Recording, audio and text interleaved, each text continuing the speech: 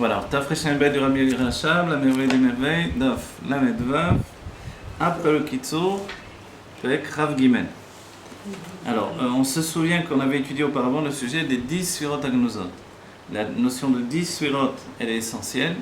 La lumière divine est infinie, comme elle est infinie pour pouvoir se partager et être assimilée dans notre compréhension humaine, elle a besoin de passer par 10 stades de dévoilement. D'accord ? Ces 10 stades de dévoilement va aboutir aux 10 forces de l'âme en finalité. Mais les 10 forces de l'âme sont une résultante des 10 Sfirot, 10 mesures de dévoilement divin. D'accord ? Elles découlent également du nom de Dieu lorsqu'il est rempli, c'est-à-dire quand on remplit chaque lettre, c'est-à-dire que l'on écrit chaque lettre elle-même, le Yud, on écrit Yud, Vav, Dalel, par exemple, le He, He, He, ou He, Yud, ou... Vous voyez ? Dans ce cas-là, ou He, Aleph, dans ce cas-là, ça va faire des gématriotes, des valeurs numériques différentes, ce qui va donner les noms Ab, Sag, Ma, Veban. La valeur numérique de ces 4 noms-là, qui eux vont être une structure générale qui va entraîner tous les dévoilements divins. Alors, c'est quoi les 4 noms ? Ne les prenez pas maintenant, je dis ça de manière générale, ne vous attardez pas dessus, d'accord ? Le moment venu, on reviendra sur ces 4 noms. Non, mais si vous parlez des 4 noms, c'est Ab, quoi qui Sag, représente ? Ma, Veban, ça représente le niveau de Chokhmah, Bina, ok. voilà, Zer Anpin et la Malchut. Okay. Voilà. On va voir souvent ces choses-là. Maintenant, là où on se trouve dans notre texte, on a vu le sujet justement. Est-ce que les 10 Sfirot, lorsqu'elles étaient encore dans leur source précédente au dévoilement, ce qui s'appelle les 10 Sfirot Agnozot, 10 Sfirot encore enfouies dans l'intimité de Dieu d'avant le Tzimtzum, puisque le Tzimtzum est venu pour faire un endroit spirituel dans lequel les mondes vont se tenir, Olam de l'étymologie de Elem, le voile. Donc avant ce voile-là, il n'y a pas de voile, donc Dieu est dévoilé totalement. Comme il est dévoilé totalement, sa lumière infinie est totalement dans la représentation de l'infini, elle n'a pas de limite. Vu qu'elle n'a pas de limite, donc comment on peut exprimer le divin illimité ? Il n'a ni commencement ni fin. Voilà. Et c'est pour ça qu'il s'appelle En Sof en hébreu. Donc le En Sof ou le Or En Sof, la lumière infinie, pour pouvoir l'appréhender, s'en rapprocher et aboutir à la finalité des 10 forces de l'âme de chaque juif, d'accord ? Ce qui est une mitzvah de connaître Dieu. Da et Elokei Avicha, da et Hashem Elokecha.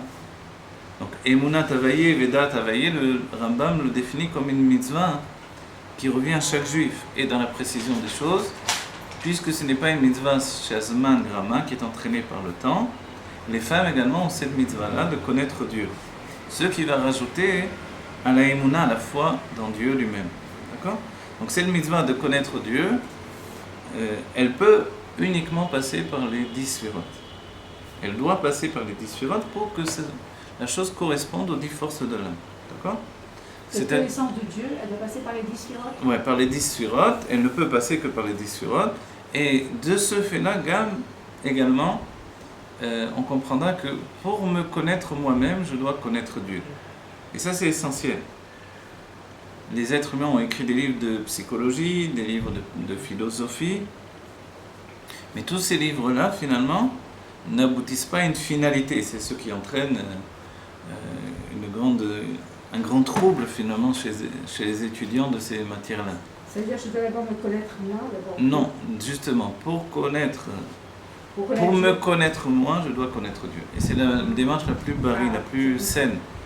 Parce que je ne suis pas fixé sur ma propre personne. En résumé, je ne suis pas fixé sur mon ego, sur mon âme animale.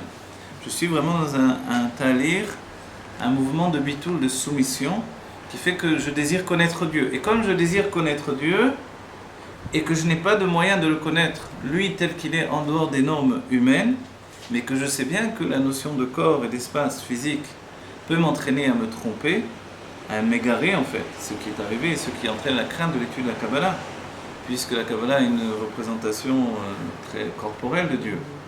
Les jambes, les pieds, la tête, les unions, etc. Donc forcément, c'est très dangereux de rester dans cet état d'esprit. Donc il faut traduire l'exemple de la Kabbalah et arriver au Nimshal. Le Nimshal, c'est l'explication elle-même. Pour arriver au Nimshal, le meilleur moyen, c'est l'explication dans l'âme juive. Et c'est la démarche de la Chassidut, en général, bien qu'elle ne se précise pas, et de la Chassidut Chabad, puisqu'elle se précise. Elle va parler de manière intellectuelle et dans le langage de la Torah du Harizal. Oui. J'ai pas compris. Qu'est-ce que c'est de passer de la Kabbalah au Machal? Hein, la Kabbalah, c'est un machal. La Chassidut machal. viendra, oui, est un machal. C'est un exemple. La Kabbalah ne peut pas parler de manière nue, découverte. Donc elle part par le biais d'un exemple. Adam Kalmon, avec les yeux d'Adam Kalmon, le nez d'Adam Kalmon, les dents d'Adam Kalmon. Or, Adam Kalmon, qu'est-ce que c'est? Quand on demande à un Mekouba, la plupart du temps, il ne sait pas. J'ai expérimenté. Je me demandé Keter, qu'est-ce que c'est un Mekouba, il ne sait pas. C'est expliquer où ça se trouve. C'est expliquer comment il se dévoile. Il sait expliquer des tas de choses. Mais il ne sait pas expliquer qu'est-ce que c'est.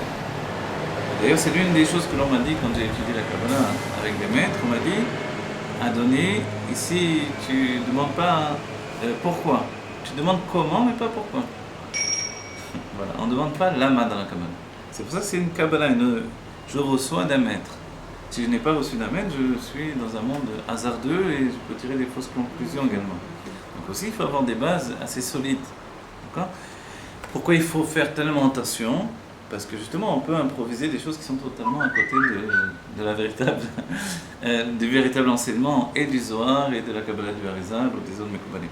Donc en finalité, quand la Chassidut vient donner le Nimshal, non plus le Mashal, l'exemple, mais l'explication elle-même, forcément on passe à un cap qui est extrêmement profond et grand et important pour l'humanité tout entière. Ah, c'est-à-dire que la Chassidut, elle explique, elle fait le Nimshal. Voilà, elle explique le Nimshal, non plus le Mashal. Et de ce fait-là, on peut parler de l'essence de Dieu. Et on peut parler d'au-dessus du Tzimtzum, au-delà du Tzimtzum, alors que la Kabbalah est très inquiète, surtout la Kabbalah du Harizal, qui veut être une Kabbalah précise. Elle est très inquiète quand on parle de au-dessus du Tzimtzum. D'accord ? Donc en fait, la Chassidut, du fait qu'elle va parler de la chose elle-même, elle va traduire des enseignements dans ce qui s'appelle l'âme juive. C'est-à-dire qu'en fait, après la Chassidut Rabat, elle vient compléter en fait la Kabbalah du Harizal. Elle vient compléter elle vient compléter, voilà. expliquer, c'est-à-dire, c'est-à-dire agrandir complètement.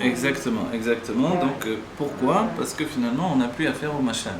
Comme on n'a plus affaire au machal, on peut enfin discuter ouvertement de la chose. Mais comme ce sont des enseignements divins, alors, et celui qui a codifié les enseignements divins du Zohar et de la Kabbalah en général, et du Ramak, c'est le Harizal.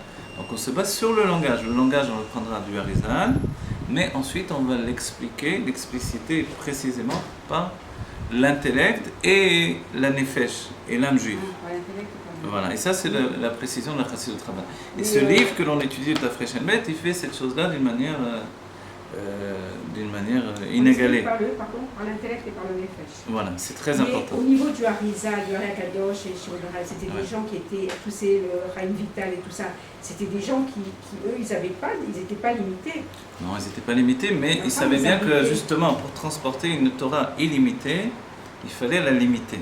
C'est pour ça que le Harizal lui-même a limité ses élèves. Il a dit de tous mes élèves, c'est seulement Rabbi Chaim Vital qui a écrit ce que j'ai enseigné. Et les autres ont manqué quelques... Enfin, c'est dur de définir exactement qu'est-ce qu'ils ont manqué, qu'est-ce qu'ils ont... Ou là où ils n'ont pas été exactement fidèles aux enseignements du Harizal. Mais eux-mêmes, ils n'étaient pas limités, leur Harakadosh, ils n'étaient pas... Non, évidemment non. Il y a un rêve qu'a fait un chassid au moment de la... chassid du Baal Shem Tov, au moment de la Seudah Shlishit, et il s'est vu dans le Gan Eden, et là il a vu le Harizal et le Baal Shem Tov, et le Baal Shem Tov a demandé au Harizal, pourquoi tu nous as donné une Torah tellement limitée et triquée? Pourquoi tu n'as pas expliqué beaucoup plus précisément? Tu nous as donné un mashal et tu n'as pas donné le nimshal. Et le Harizal a dit au Baal Shem Tov, il a dit j'ai pas eu le temps.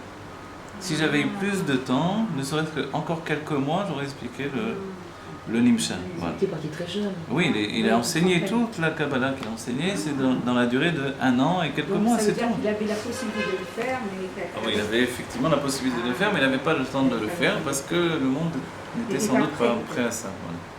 Donc il a fallu attendre la Chassidut, plus précisément de l'Admorazaken, pour arriver véritablement à passer ce cap-là. Voilà. Donc forcément, du coup, la psychologie, selon la Chassidut, est tout à fait différente. Oui. Ou la philosophie, selon la Chassidut, aboutit à des conclusions encore plus profondes et sans aucune comparaison avec ce qui a été exprimé auparavant. D'accord ? Donc voilà. Maintenant, donc on a les 10 Sfirot Agnuzot, ça veut dire 10 Sfirot précisément. On sous-entend 10 Sfirot qui sont encore enfouies dans la lumière d'avant le Tzimtzum. Et ces 10 sphirotes-là, lorsqu'elles vont se dévoiler, comment elles vont se dévoiler? Est-ce qu'elles vont se dévoiler telles qu'elles sont dans cette situation d'avant le Tzimtzum, ou est-ce qu'elles vont passer un cap de réduction, de limitation, occasionné par le Tzimtzum pour pouvoir se dévoiler? Et également, il faut préciser, est-ce qu'elles vont passer le cap de la Yitralkut, la séparation? Est-ce que chaque sphira va se séparer l'une de l'autre, ou est-ce qu'elles vont rester en bloc, telles qu'elles étaient auparavant? On comprend bien que pour aboutir aux 10 sphirotes du monde de Hatzilut, chaque sphira doit se séparer de l'autre, pour ensuite obtenir ce qui s'appelle une Itkalelut, c'est-à-dire que chaque sphira va englober l'autre et va épouser l'autre malgré sa différence avec l'autre. Mais auparavant, c'était pas comme ça. Toutes les sphirotes étaient unifiées par le Or Ein Sof qui a précédé le Tzimtzum. C'est le taux, ça? Non, c'est pas encore le Tohu, encore. mais ça va avoir une résultante sur le monde du Tohu. Le Tohu, dans la Kabbalah, c'est un monde à part entière qui va briser ses réceptacles, justement parce que l'individualité est trop grande, trop appuyée, et puisque chaque sphira, c'est comme une mesure que l'on va retrouver dans notre âme, une mesure de sentiment. La Gvura est trop puissante, le Chesed trop puissant, etc. Et les réceptacles trop petits. Donc finalement, il va falloir, par le monde de Hatzilut, commencer un autre monde où, au contraire, le réceptacle sera plus grand que la lumière. Mais au début, c'est-à-dire à Bereshit, quand Dieu avait créé déjà ces sphirotes. Non, Bereshit, quand on étudie dans le Likutei Torah du Harizal, oui, les sphirotes étaient déjà là, si vous voulez, des sphirotes, mais les sphirotes du monde de Tohu, comme on vient de le dire, se sont brisées. Et quand on parle de Bereshit, c'est la reconstruction, en fait, des sphirotes dans la structure de Zeir Anpin, les sentiments, et la Malchut, puisque dans l'intellect, il n'y a pas eu de Shvira. Donc en fait, il faut reconstruire le monde de Hatzilut à partir du monde de Tohu. D'accord? Et quand il y a la reconstruction de Zeir Anpin, ça aboutit aux 6 jours de la création. Pourquoi 6 jours? Pas 8 ou 9 ou 10 ou 20. Parce que 6 jours correspondent aux 6 mesures de sentiments. Chesed, Gvura, Tiferet, Nitsa, Od, Yesod. Vous voyez? 6 mesures de sentiments. Voilà. Ce qui représente le jeune homme. Donc le marié, l'homme qui se marie, il donne à sa femme ces 6 mesures de sentiments. La femme va lui donner la Malchut. Une seule mida, mais qui est essentielle, c'est l'expression. La parole et l'action. D'accord? La parole et l'action. La parole et l'action. Ça, c'est la femme. Ça, c'est la femme. Et après, ensemble, il doit s'élever. Voilà. Et ensemble, il doit s'élever ensuite vers l'intellect. D'accord? Mais ces sphirotes, au départ, quand Dieu les a créées, c'était comme un bloc, c'était une voilà. seule, quelque chose. Quand elles étaient dans les 10 sphirotes, la situation des 10 sphirotes Agnozot, dans le Matzil en avant le Tzimtzum, elles étaient toutes ensemble d'un seul bloc. D'un seul bloc, elles étaient juste après le stade de sphirotes Enkes, des sphirotes infinies. Il y a eu 10 sphirotes, et ces 10 sphirotes elles-mêmes, elles vont être une préparation aux sphirotes qui vont venir dans le monde de Hatzilut, lesquelles vont être une préparation aux forces de l'âme au-devant de nous. D'accord? Donc c'est un jeu de miroir ininterrompu en réalité.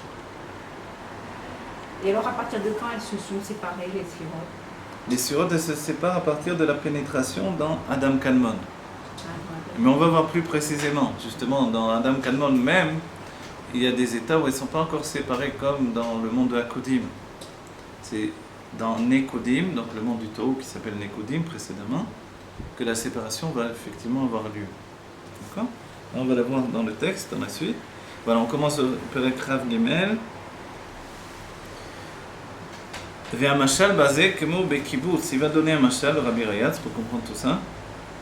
Ve'tziruf Gimel ou Dalet Otiot. Si l'on prend 3 ou 4 lettres, Yachad, Nasa me'em teva al achat. Il se fait maintenant de ces 3 ou 4 mots, un mot. Asher I, Keli, Leaskalat, Eze Inyan, Sheaskala zo Movenet, Mitor Otiot Elu. De manière que l'on puisse réfléchir sur un sujet, ce sujet est transporté par un mot, lequel est construit par un rassemblement de lettres. D'accord? C'est simple ce qu'il dit, c'est vraiment le pshat. Comment je fais un mot? Je prends plusieurs lettres, je les réunis, je fais un mot. 3 ou 4 lettres me donnent un mot. Ce mot, il porte un enseignement intellectuel, donc une construction intellectuelle. Voilà. Et tout ça, c'est véhiculé par un rassemblement de lettres. On le voit bien avec Aleph et Bet, Av déjà en fait. Oui, c'est vrai, avec 2 lettres déjà, on obtient un nom déjà. Voilà. Donc il dit ici, avec 3 ou 4 lettres, on obtient une base de quelque chose que l'on peut appréhender. Al-Dera Mashal, il va donner un exemple. Tevat Baro, le mot Baro. Baruch, en hébreu, ça veut dire, donc, Baruch, c'est comme on dit dans Baruch She'amar, on va le voir. D'accord? Donc, qu'est-ce que c'est? Il va l'expliquer lui-même, c'est pour ça que je ne vais pas expliquer là. Chez Betsirouf, Dalet Otiyot, Yachad. Donc, quand on prend les 4 lettres de Baruch, Musag ou Muskal, basé, Inyan, Bracha, She'u, She'mevacho, Ish, She'igadel, Ve'itchabe, Tovo, Ve'chayav, Arezé, Askalat, Inyan, Mamash. Donc par le mot Baruch, Baruch c'est la bénédiction. Par le mot Baruch, on prononce et on exprime une bénédiction de manière à ce qu'une personne va maintenant prendre sur elle, recevoir cette bénédiction, et elle va grandir, elle va se multiplier, etc., etc. Donc elle va recevoir tout ça juste par un mot. Donc Baruch, Ata Hashem, quand on parle de Dieu, mais que Dieu te bénisse, on dit à quelqu'un en français, oui. Donc le Baruch, c'est de bénir quelqu'un. D'accord? Cette bénédiction, elle passe par finalement ces lettres-là. Mais on voit comment à partir de quelques lettres, on obtient maintenant la profondeur d'un mot qu'il faut expliquer de manière intellectuelle et qu'on peut le faire de manière très profonde. Est-ce qu'il faut, savoir ce que le bet signifie? Alors on va voir, regardez. Vegabe bracha eliona merumaz. Et par rapport à une bracha eliona, donc une bracha qui vient des mondes divins, et peut-être au-delà, alors merumaz shoresh ou makor bracha est en allusion la racine et la source de la bénédiction. Betevat baruch. Dans le mot lui-même, finalement, c'est un mot qui véhicule en fait la bénédiction depuis les mondes les plus élevés. Comme le Zohar dans les Tikkuné Zohar le rapport, des Barour, Rachetevot, Rosh ou Makor, Kol Bracha. Vous voyez? Dans le Barour, maintenant, ce sont les initiales, la tête et la source de toute la bénédiction. Vayenu, c'est-à-dire, Shoresh Abracha Shenimshach, Miprinat Aketer. La racine de la bénédiction qui se continue depuis le Keter. Le Keter, c'est toujours la notion de Sphira qui surplombe l'enchaînement des mondes. Et ce Keter, comme il surplombe l'enchaînement des mondes, il a une puissance particulière. C'est qu'il définit une projection de lumière qui est totalement illimitée. Est-ce que dans un mot, c'est pas la première lettre qui véhicule... Alors dans le Zohar, il est expliqué que la première lettre elle a une influence particulière sur tout le mot. C'est elle qui va véhiculer la vitalité de tout le mot. C'est vrai, effectivement. Mais en même temps, on voit qu'on a besoin de toutes les lettres. Autrement, la seule lettre elle-même, elle est juste sa définition personnelle. Elle n'est pas liée forcément à un mot. D'accord? Donc quand on parle du Keter, c'est lui qui est porteur de bénédiction. On parle d'une bénédiction infinie, qui ne va pas être bloquée par un bedin, par un tribunal ou autre chose. Uvazoar, Parashat Ekev, Dafresh Ain Aleph, Amud Aleph, de Baruch ou Bechokma. Ici, il nous dit dans le Zohar que Baruch, ce mot-là, qui signifie la bénédiction, qui s'épanche du haut vers le bas, elle se trouve non pas dans le Keter, mais dans la Chokma. Ou Bederek Klal, ou Prinat Yesod Abba. כמו שכתוב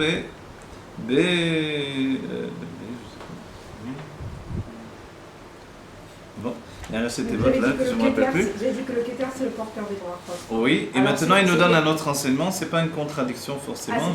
Non, c'est pas une contradiction. Et il nous dit que c'est dans la Chokma qu'il y a la bénédiction. N'oubliez pas, la Chokma elle est liée au Yud, du nom de Dieu. Dans le Yud, on dit que le Kotso, la pointe du Yud, c'est le Keter. Donc finalement, il y a une proximité immédiate entre la Chokma et le Keter, vous voyez? C'est bien que la Chokma, elle est porteuse du Keter. Elle est le bitou,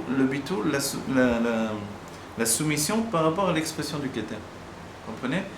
Si c'est traduit comme intelligence, ce n'est pas une intelligence humaine.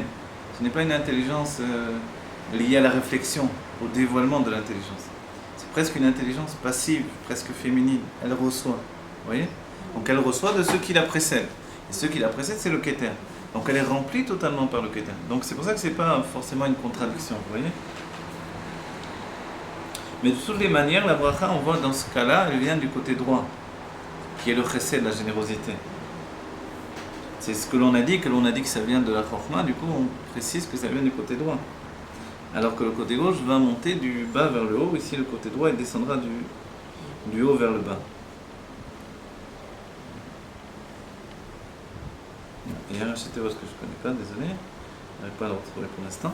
Veyesh efresh ben barur le bracha, de iyo barur prinat yesod abba. Alors il a dit que c'est une définition de ce qui s'appelle yesod abba. Qu'est-ce que c'est yesod abba? C'est la force d'influence qu'il y a dans la chorma, dans la sagesse. Yesod Abba, c'est la force d'influence qui se trouve dans la chorma, dans la sagesse.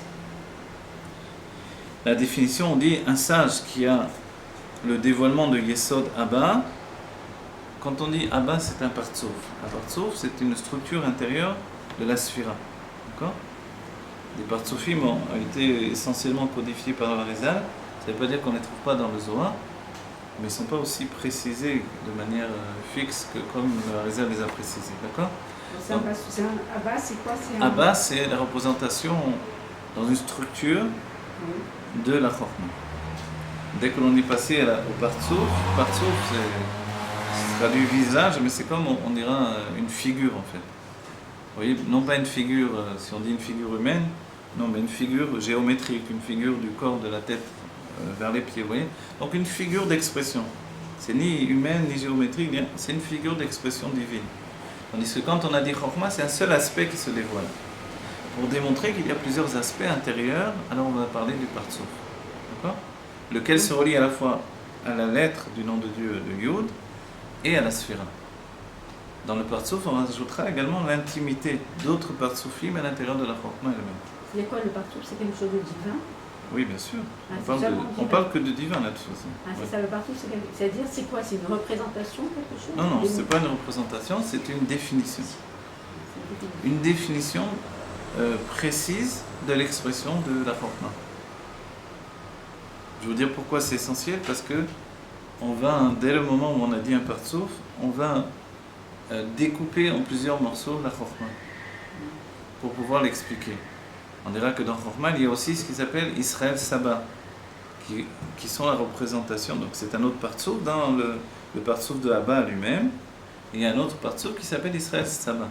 Donc dans cette structure, c'est une structure qui est porteuse d'autres niveaux. Et ça représente les sentiments de la chorma, qui est tout entière intellectuelle. Il y a 72 partsoufim, comme ça. Mais alors ça veut dire quoi? Alors il y a un partsouf aussi dans le chesed, dans la Torah et tout ça? Oui, il faudra le partsouf. Lorsque vous avez dit Zeranpin ou Akadosh Baruch Hu, c'est un partsouf. C'est une structure. Oui. Donc quand vous dites chorma, binadat, chesed, ça c'est des sphirotes. C'est d'une certaine manière comme nous dans notre vie, nous avons plusieurs aspects. On a un nom par rapport à notre famille, on a un nom par rapport à notre métier, vous voyez, on a un nom par rapport à une action particulière, un hobby particulier, vous voyez, comme aux enfants, voilà, le père devient le fils par rapport à son propre père, il devient Abba par rapport à son fils. Donc, lui-même, il est ben par rapport à son père.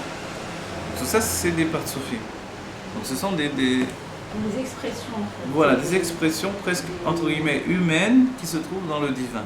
Et qui se trouvent également en définitive au-dedans de nous. Quand on explique que par la chassidoute, on peut expliquer toutes choses, y compris la psychologie, on le fera d'après les partsoufim. Sans les partsoufim, on aurait beaucoup de mal à exprimer la psychologie. Oui. C'est grâce aux partsoufim que l'on peut atteindre la psychologie précise de chacun d'entre nous et le développement de cette psychologie avec tous les âges de la vie, etc. Oui. Voilà. Donc alors ici, maintenant, il a abordé la lettre, le mot bracha. Il a expliqué d'abord qu'il est lié au keter et ensuite il nous dit qu'il est lié à ce qui s'appelle Yesod Abba. Donc de Yesod Abba, c'est curieux parce que là, quand on fusionne deux termes, un terme de sphira, Yesod, et un terme de partsouf, Abba. Vous voyez, c'est pour ça qu'il faut une certaine gymnastique de l'esprit. Donc en fait, on fusionne les deux à la fois. Mais Yesod Abba sous-entend qu'il peut y avoir un niveau de Abba. Abba, ça nous laisse entendre le Père, mais le Père dans les mondes divins. Donc l'enfant, quand il va manger du pain, il va commencer à dire Abba. qui est en rapport avec Abba du monde de Hatzilut, Chokhmah de Hatzilut. Vous voyez? Ensuite, il dira Ima également. Donc en fait, le père représente la sagesse du monde de Hatzilut, mais voilà qu'il y a deux sortes de sagesse. Une sagesse qui s'exprime et une sagesse pour soi-même. La sagesse pour soi-même, elle est appelée Abba, et la sagesse qui tend vers l'expression, elle est appelée Yesod Abba. C'est un détail finalement du Abba. C'est-à-dire si le Abba a l'expression de son Yesod, qui représente la force d'influence, forcément il va exprimer sa sagesse. Il va exprimer. Sa sagesse. S'il n'a pas d'expression du Yesod, il ne pourra pas exprimer sa sagesse. Malgré qu'il est... particulier à lui, quoi. Voilà. C'est particulier à lui. Moshe Rabbeinu est défini comme Yesod et Abba. Donc il a exprimé sa sagesse, alors qu'un autre à sa place n'aurait pas pu le faire, s'il n'avait pas ce qui s'appelle le Yesod Abba dévoilé. Si c'est juste Abba, on dirait qu'il y a quelque chose qui manque. Voilà. Et quand on dit Yesod Abba, on est passé au stade du Le dévoilement Shemut. de cette sagesse-là, Ein Shlemut, Mais chacun dans en l'expression. nous, là, sur les sur de bas, Non, alors c'est spécifiquement masculin, on va dire. Vous voyez, c'est spécifique, quoi. spécifiquement masculin. Ah, Et la femme a le niveau de Bina. Ça ne veut pas dire qu'elle n'a pas aussi la Chokhmah en elle. Mais la Chokhmah n'est pas extrêmement exprimée chez elle. Vous voyez? donc c'est-à-dire que ce Yesod Abba, c'est spécifique à la Chokhmah. Ah oui, effectivement. Ouais. Puisque Abba, c'est le partsouf de la Chokhmah, donc la structure d'expression de la Chokhmah. Et dans cette structure d'expression, elle peut être une expression personnelle, comme une contemplation personnelle de l'infini. Ça, c'est véritablement le niveau de Abba. Mais dès qu'on dit Yesod et Abba, on sous-entend l'influence de Abba. Donc vers Bina et après vers le dévoilement. Ça va, c'est pas trop compliqué. C'est un peu compliqué. Un peu compliqué, mais pas C'est beaucoup. un peu... Non, je veux dire pourquoi ça sous-entend. C'est pas si compliqué. Mais ça demande de faire appel à notre intelligence, tout simplement. D'ailleurs, la Chassidut Chabad, elle n'est pas une Chassidut passive, mais une Chassidut basée sur l'étude. Sur l'étude, une véritable étude. C'est-à-dire, assez souvent, on pense que l'étude, c'est juste un passe-temps, vous voyez, un passe-temps. Bon, On voit les Chabad comme des gens qui ne savent pas. voilà, qui ne Qui n'ont savent pas pas la étudier, qui ont, etc., le côté populaire des Chabad. Plus action, plus... Voilà, voilà. Action, mais l'étude, oui. Voilà. Or, c'est pas du tout vrai, Et c'est incroyable. puisque l'étude la plus poussée, justement, se retrouve là-dedans. Parce qu'une étude, pour moi, c'est aussi une action. Alors là, l'action, c'est que de comprendre comment nous-mêmes, on doit, par exemple, comment un père, il doit passer au stade de l'expression, vous voyez? Là, c'est la psychologie qui doit découler de cette étude-là. Bon, alors on continue. Veyesh efresh ben baruch de birkat hashachar ou birkat hamitzvot. Il y a maintenant, même si le mot baruch lui véhicule donc la bracha qui vient de Yesod Abba, d'accord, comme on a dit, donc une force qui passe au stade de l'influence. On a dit que ce n'est pas une contradiction, la Chokhmah reçoit du Keter, mais il y a une différence entre le baruch que l'on dit le matin sur les Birkot HaShachar, les bénédictions du matin, d'accord, toutes les bénédictions du matin que l'on dit, et la Birkat des mitzvot. Par exemple, sur les tfilin, sur le talit, ok? Cher Kitshanu Bemizotav et Tzivanu, la Niat Tfilin. Ce barour, c'est pas le même barour que le barour des bénédictions du matin. Ouais. Ça, c'est l'action, hein, pour les films, un peu plus. Alors on va voir, on va Parce que laisser c'est un s'expliquer. assez. Voilà, on va voir. D'accord, Birkat HaMitzvot.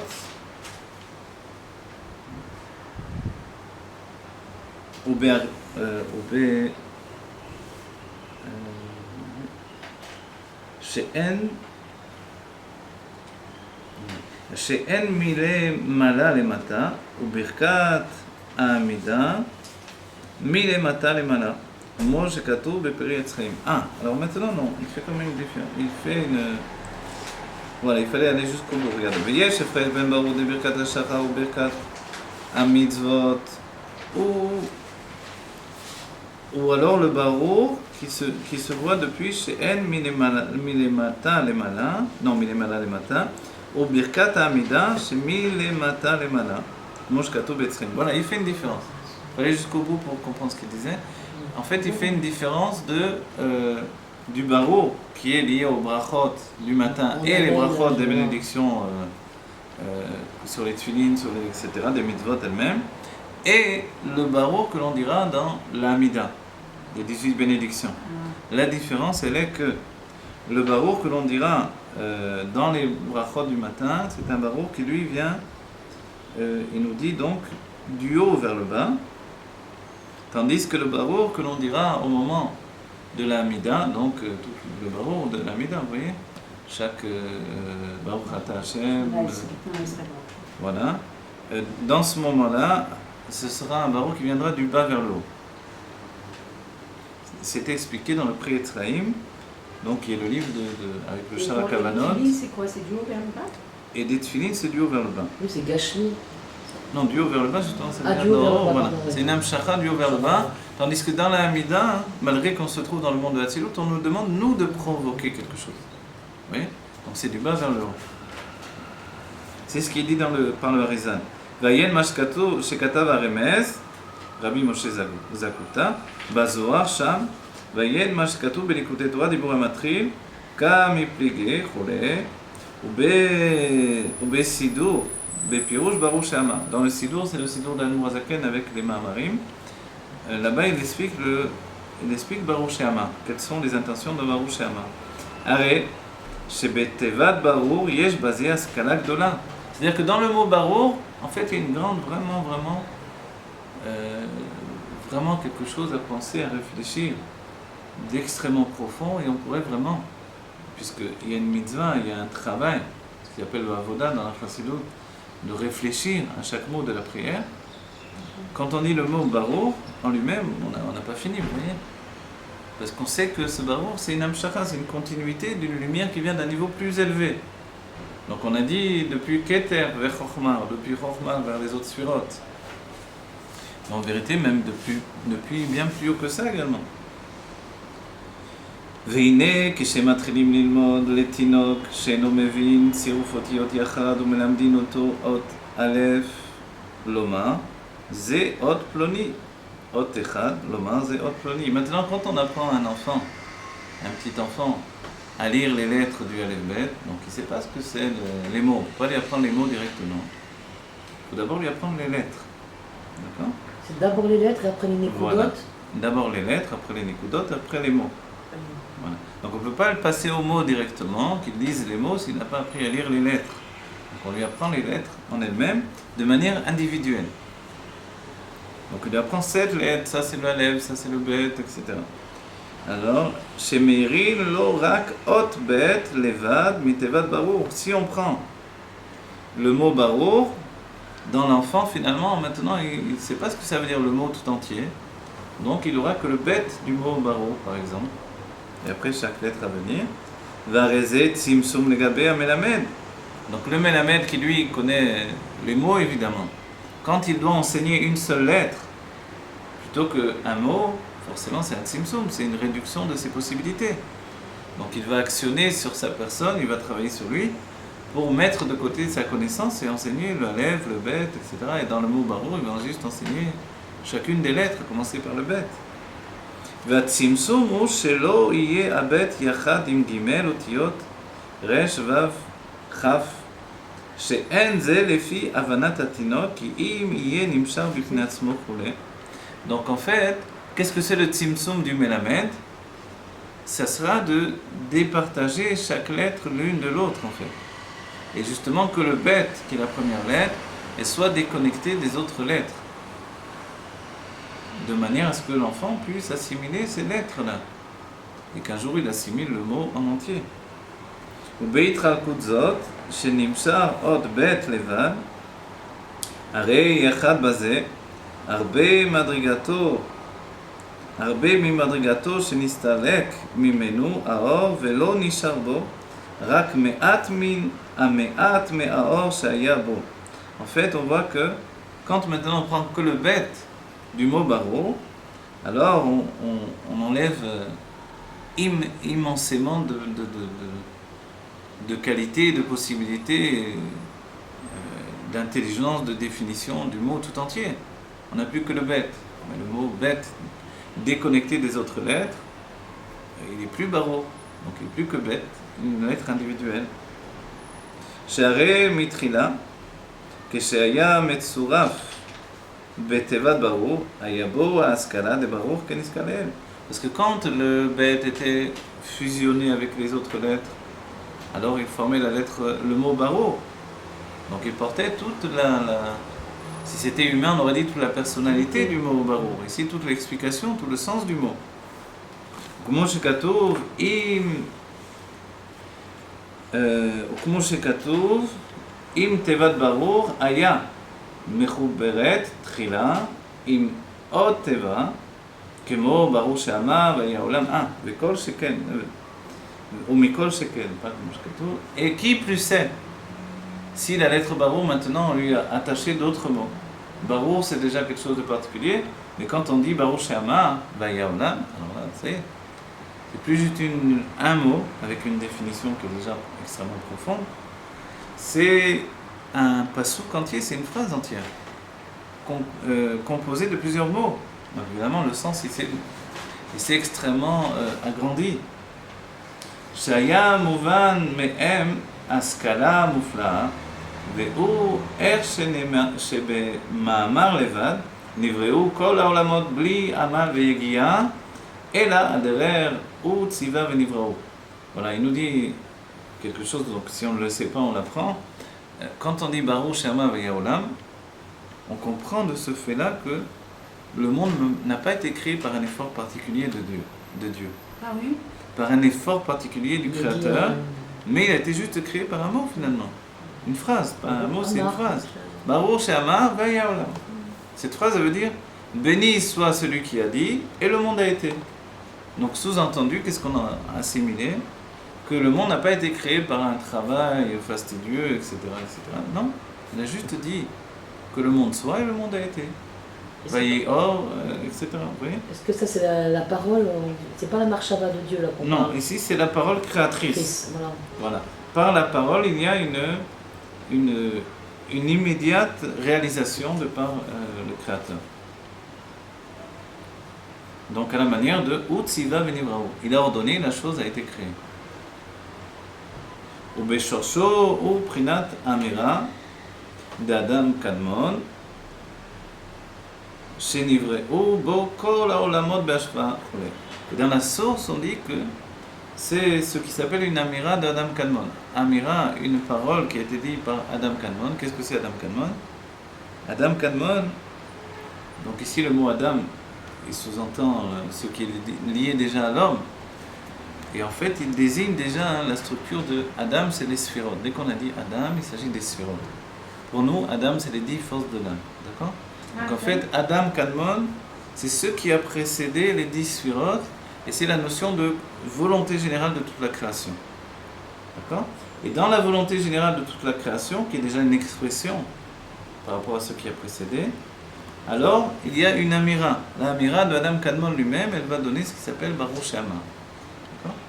C'est-à-dire à partir de lui, ce Adam Kadmon, cette volonté générale, ça va inclure les Igulim, le Yosher, etc. Tous les mondes vont être dedans de lui. Donc il va exprimer et le monde va exister. D'accord? Quelle différence entre Adam et Adam Kadmon? Adam Arishon, c'était le premier homme, et il découle du Yehudi qui s'est élevé dans la pensée antérieure d'Adam Kadmon. Voilà. Adam Kadmon, il est à l'image du juif qui s'est élevé dans la pensée de Dieu. Ah, il a l'image du juif, là? Oui, Adam Kadmon est à l'image du juif qui s'est élevé dans la pensée de Dieu. D'accord? Ensuite, Adam Kadmon lui-même, il va donner naissance à ce qui s'appelle Zeir Anpin, qui sont les sentiments du monde de Hatzilut. Ces sentiments représentent, on va dire, l'expression de Adam Kadmon. Donc c'est comme un homme, mais un homme de sentiments. À partir de Zeir Anpin? Adam Kadmon est à l'image du juif qui s'est élevé dans la pensée de Dieu. Zeir Anpin, donc on est descendu bien plus bas. Zeir Anpin est à l'image de Adam Kadmon. Et le juif est à l'image de Zeir Anpin. Vous voyez, c'est un jeu de miroir constant. Et le juif est à l'image de Zeir Anpin. Voilà. Et le juif au commencement, c'était Adam Arishon. Il n'y avait pas d'autres juifs, il n'y avait pas d'autres hommes. Il n'y avait même pas de monde, en fait, dans sa première conscience d'avant d'avant la faute. La faute, c'est Zerampin, comme un ça tzimtzum. représente Akadosh Baruch Hu, non? Zeranpin, le terme que vous dites à Kadosh Baruch Hu, c'est un partsouf. Vous voyez? Zeranpin, c'est un partsouf. Donc, Akadosh Baruch Hu, ça veut dire le Saint béni soit-il en français, on sous-entend les sentiments du monde de l'Atsilut. Voilà. Maintenant, quand on le dit sans définition précise, on veut dire Dieu, de manière intemporelle, ce qui s'attache à l'essence de Dieu. Mais quand on exprime dans la Kabbalah, Kutsha Velechu dans le terme du Zohar ou Akadosh Baruch Hu dans la Kabbalah, ça veut dire donc Zeranpin, le partsouf de Zeranpin qui représente les sentiments du monde de l'Atsilut.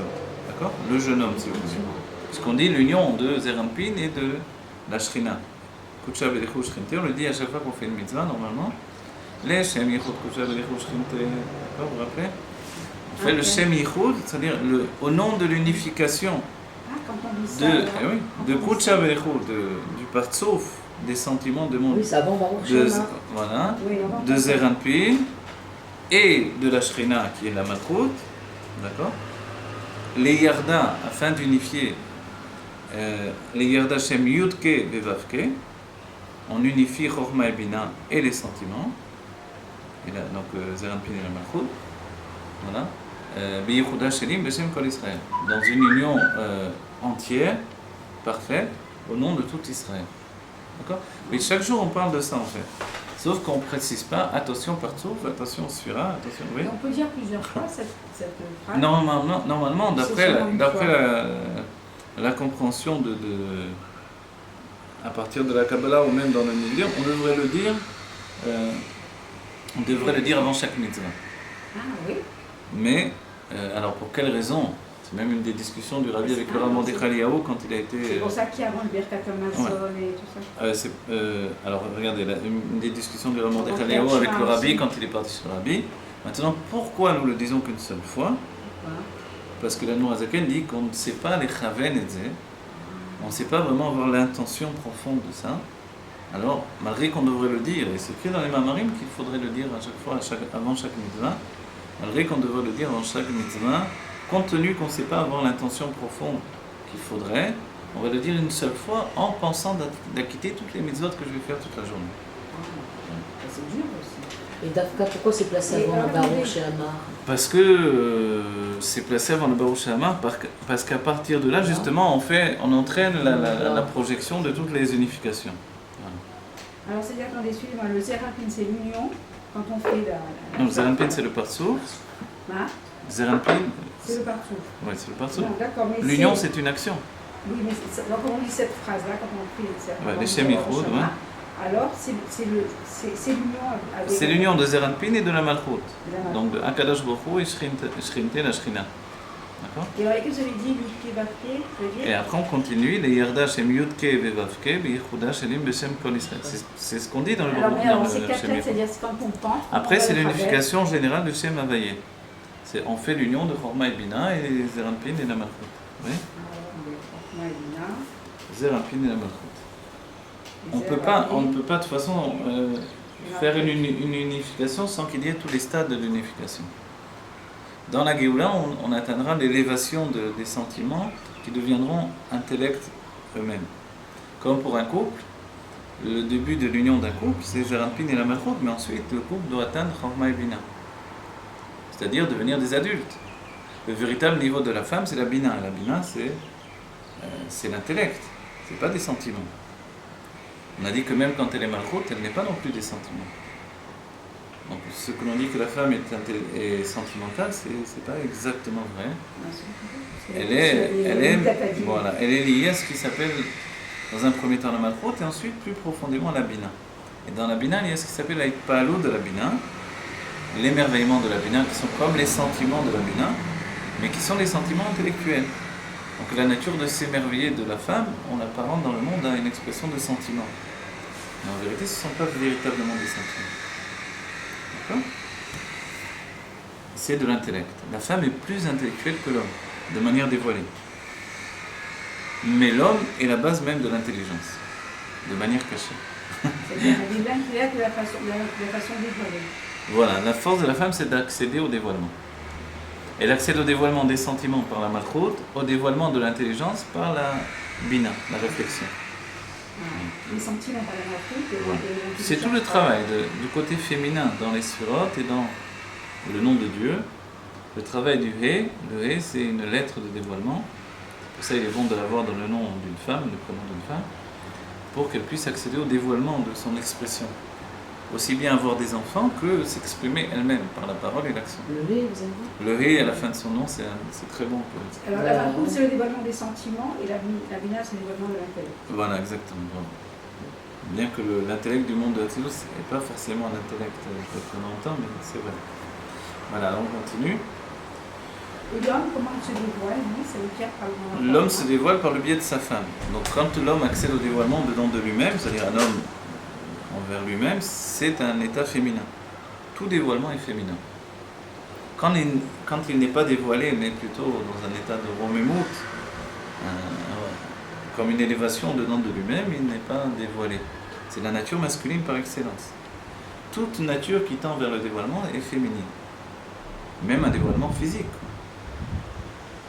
Mais alors si la femme elle arrive à se mélange, je crois par exemple, il dit qu'elle n'a pas l'intelligence pour étudier la Gemara. Qui a dit ça? J'ai lu ça. Non, justement la Gemara c'est féminin, c'est la Bina. La Gemara, le Talmud Bavli c'est la Bina. Le Talmud Yerushalmi c'est Chokhmah. Le Talmud Yerushalmi est masculin, le Talmud Bavli est Bina. Donc la femme elle a exactement la structure. Mais je crois que c'est le Rabbi qui a dit, je crois que j'ai vu dans... Oui, mais alors il faudrait l'expliquer, mais il faut vérifier les mots. Oui. Parce que si vous voulez...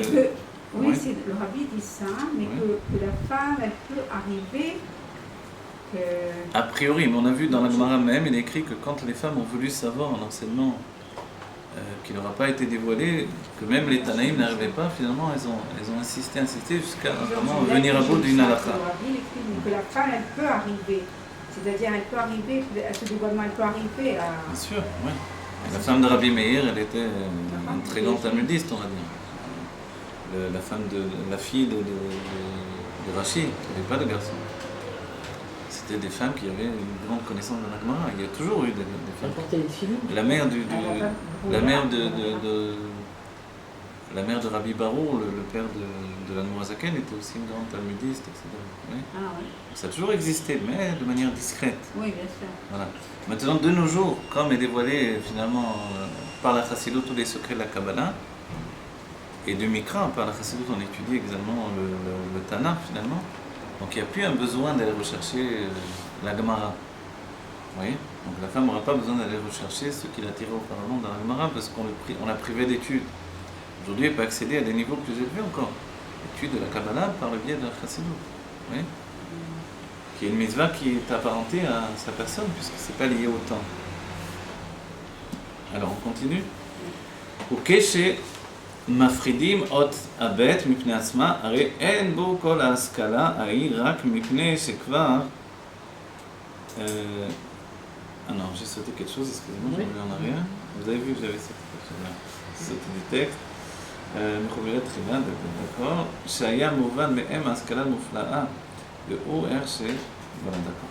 Alors, après la troisième ligne après la virgule, vous voyez, après le roulé, après la virgule, ובשורשו ובחינת אמירה d'Adam Kadmon, voilà, on l'a dit, mais on revient là-dessus, שנבראו בו כל העולמות בהשוואה.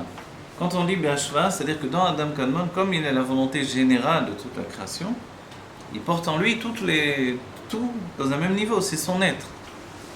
L'avdil, si on prend une explication kabbalistique commune, on dira, dans un homme, il y a les bras d'un homme, c'est aussi l'homme lui-même, vous voyez? Ce sont ces détails. Donc dans Adam Kadmon, puisqu'il y a tous les mondes au-dedans de lui, le monde le plus élevé comme le monde le plus petit, sont dans un même niveau. Ah, ils sont tous au même niveau. Ils sont au même niveau de sa personne à lui finalement.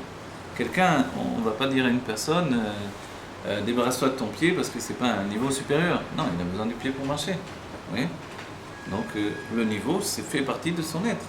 La beauté de la structure plastique d'un homme, elle fait partie du corps tout entier, de la tête aux pieds. Vous voyez? Donc, je parle, on va dire, humano. Alors, donc en fait, il y a une ashva. C'est pour ça qu'on appelle la volonté générale, la volonté klalite générale, vous voyez, qui englobe tout d'une manière absolue. כמו שכתוב בסידור בפירוש ברוך שמה, ומה שמברכים אותו יתברר בברכה זו, הוא שיהיה הגילוי d'améra זו למטה. Donc le fait que l'on bénisse, puisqu'on dit béni sois-tu mon Dieu, etc., créateur du monde, etc., on va dire pourquoi on le bénit Dieu, de manière à ce que ce dévoilement qui se trouve dans Adam Kadmon se retrouve également ici-bas, c'est-à-dire jusque dans la conscience inférieure de notre monde matériel. D'accord? Ve'u inyan gilui prinat ma'amar echad akolel atesha ma'amarot. Ça c'est le dévoilement du ma'amar, d'un ma'amar qui contient tous les autres 10 ma'amarot, c'est-à-dire Anochi Avaye Elokecha. Vous voyez, ça c'est un ma'amar de Asara Ma'amarot. Il contient déjà tous les autres 9 ma'amarot qui vont venir après. D'accord? Il y a les 10 paroles que Dieu a prononcées à Matan Torah. La première parole, Anochi Avaye Elokecha, elle contient tout le reste. Et on dit que le peuple juif n'a entendu directement de Dieu que ce passouk-là. Ah, c'est pas les deux? Et ça inclut en même temps Velo Yelecha. Ah, d'accord, okay. En entendant Anochi Avaye Elokecha, ils ont entendu Velo Yelecha. Même s'ils n'avaient pas forcément prononcé, on va dire entre guillemets. Mais ils ont entendu du coup cette définition, c'est-à-dire c'est une chose et son contraire. Puisque Anochi Avaye Elokecha, alors Lo Yelecha. Une chose positive et son côté négatif. Ouais. Mais ils n'ont pas entendu le reste parce qu'ils sont morts. Ensuite, Dieu a donné la taltria, la rosée de bénédiction. Ils sont revenus à la vie, ils ont eu peur de recommencer. Ils ont dit, Moshe, maintenant tu es un intermédiaire entre Dieu et nous, nous on ne veut pas mourir. Voilà. Du coup, ils n'ont pas entendu le reste de la bouche de Dieu, mais ils ont tout entendu finalement en une fois. Vous voyez? Dès qu'ils ont... C'est pas ça qu'on dit Bediborecha? Ouais, voilà. Exactement. Ça, c'est quoi dans les 2 Mamarot, ils ont tout entendu. Voilà. Et ici, il dit dans la définition d'un Ma'amar en réalité. C'est juste qu'il a dit Anochi Avaye Elokecha et a été perçu également Velo Yelecha en même temps. Et c'est tout, ils sont morts là. Ils sont morts parce qu'ils ont eu une fusion. N'oubliez pas, quand Dieu a dit cette phrase-là, ça inscrit une fusion entre l'âme divine et le corps. Le corps juif a été véritablement soudé à ce moment-là. Le fait qu'ensuite un enfant né d'une mère juive va être juif pour l'éternité, c'est parce qu'à ce moment-là, ça a été une fusion. Avant Matan Torah, c'était pas comme ça. Un homme prenait sur lui l'âme divine, mais dès qu'il en avait marre, il est retourné à ses idoles, l'âme divine, elle repartait. Vous voyez? Il en avait marre de quoi? Il en avait marre de servir Dieu, de se soumettre à Dieu, et repartait à ses idoles, comme les... Ah, il allait par exemple... Voilà, comme les guérim qu'avaient fait Abraham et Sarah. Et après, on dit qu'ils ont tout abandonné. Ils ont tout abandonné. Voilà. Sinon, ils seraient rentrés dans le judaïsme. Or, ils ne sont pas rentrés dans le judaïsme. On voit, il y avait Eliezer qui restait avec Abraham, mais c'est tout, quoi. Et les autres, alors. Donc, ils ont quitté leur judaïsme. C'est-à-dire, le judaïsme, c'est la présence de l'âme divine. Même si ce n'était pas défini comme le judaïsme véritablement, mais il y avait déjà cette présence de l'âme divine, mais elle quittait le corps dès que l'homme se détournait de Dieu. Vous voyez? Mais par contre, au moment... Alors, ils n'étaient plus considérés vis-à-vis de Dieu comme des juifs. Après, non, ils n'étaient plus considérés comme des juifs. Même avant, c'est tout un fait que les juifs...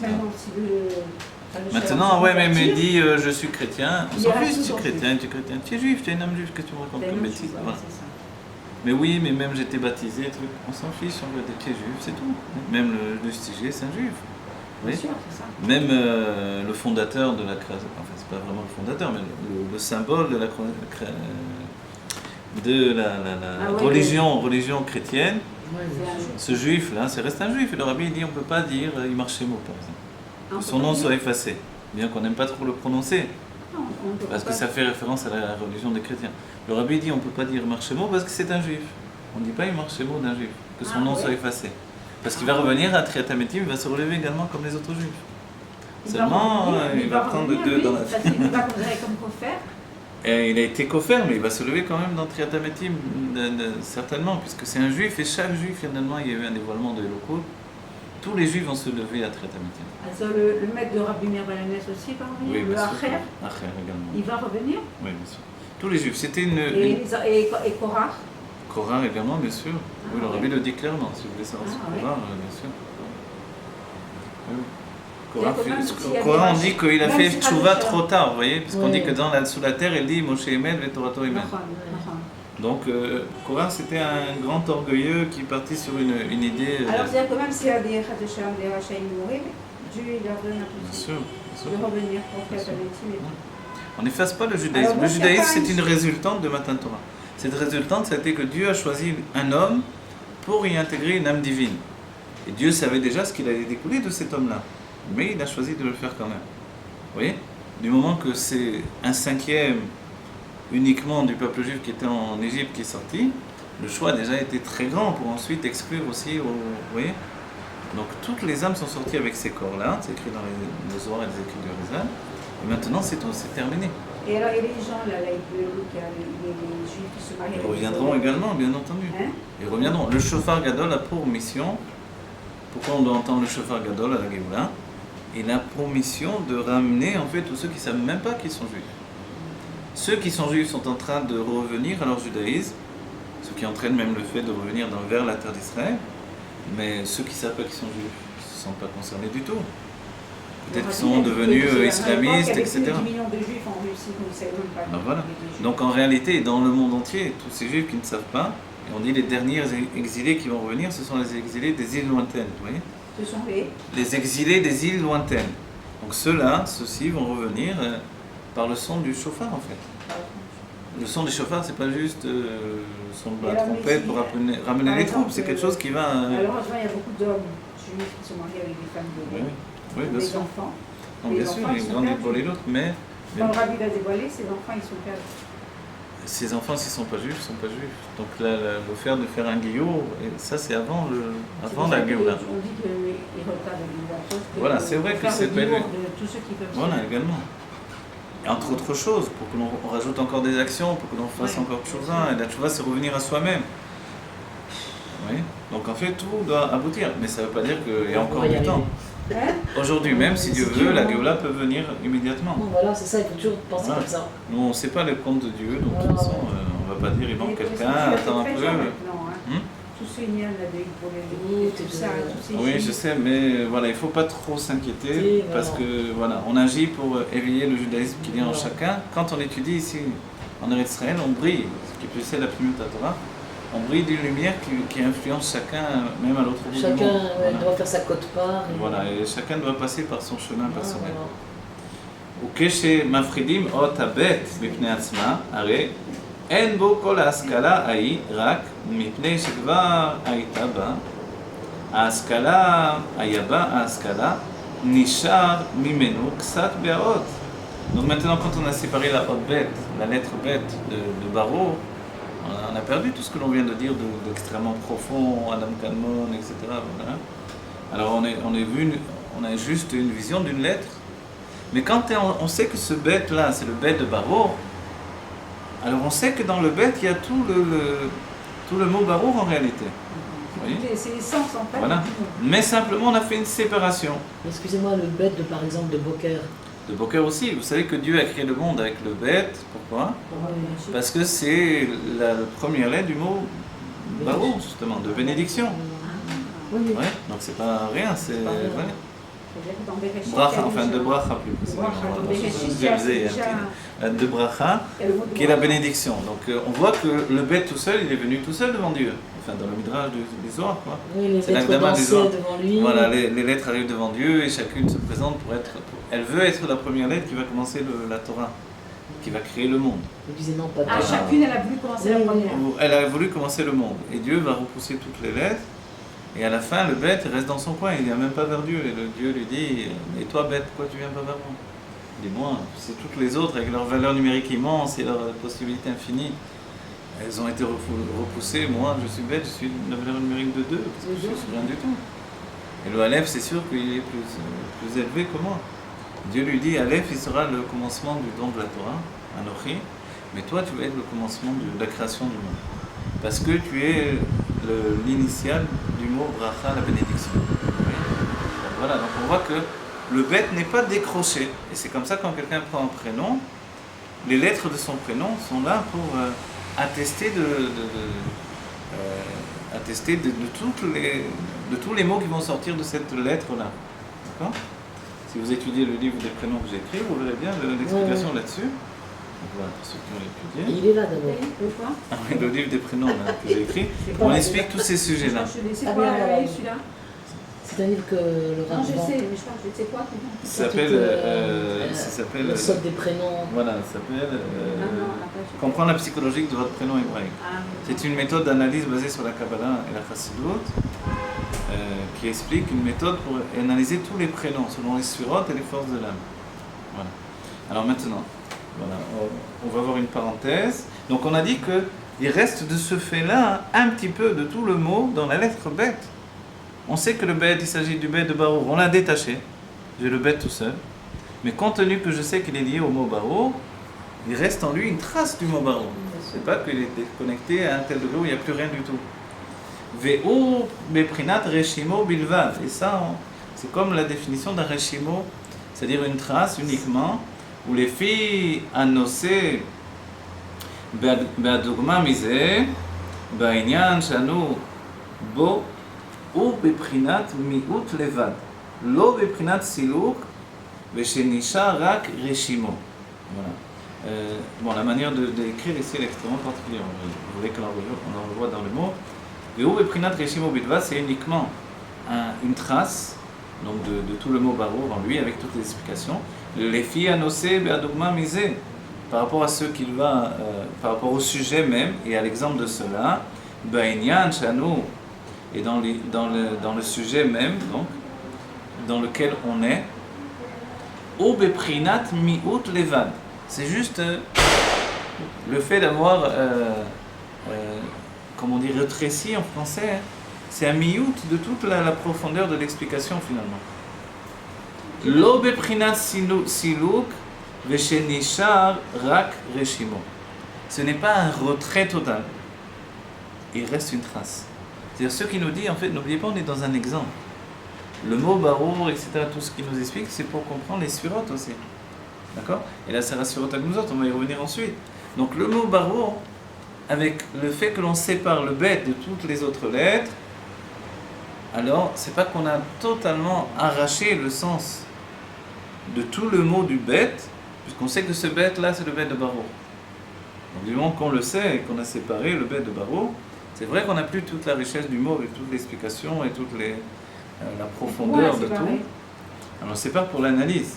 Dès le moment où on le sépare, on découvre que cette lettre-là, elle n'est pas totalement séparée de toutes les autres lettres qui continuaient le mot. Elle conserve son empreinte. Il reste dans le bête une trace des autres lettres. Son empreinte. Voilà. C'est pour ça que je vous ai dans le bête.